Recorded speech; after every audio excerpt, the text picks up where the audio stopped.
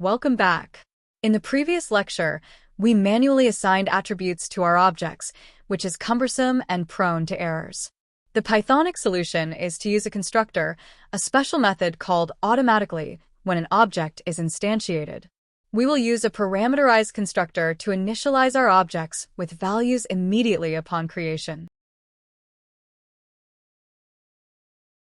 1. Defining the constructor. In Python, the constructor is defined using the special method name def_init_. This method takes at least one argument, self. Self is a reference to the instance of the class itself, and it must be the first parameter. Any other parameters like name and student_id are the data we want to pass in. Inside the method, we use self to assign the incoming data to the object's attributes.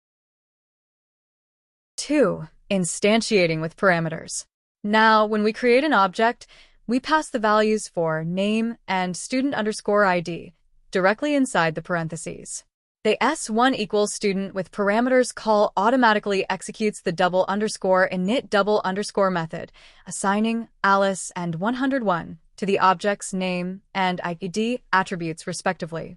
This eliminates the need for manual assignment after creation and ensures the object is correctly initialized. 3.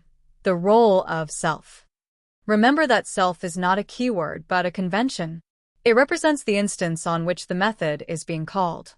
It is necessary to use self inside the class to access or modify attributes belonging to the specific object, such as self name equals name. The self parameter is automatically passed by Python when you call the method. To summarize, the parameterized constructor is the standard way to create OOP objects with meaningful initial data. Our student objects now have data, but they can't do anything yet. Next, we will learn how to define an instance method to add behavior to our objects.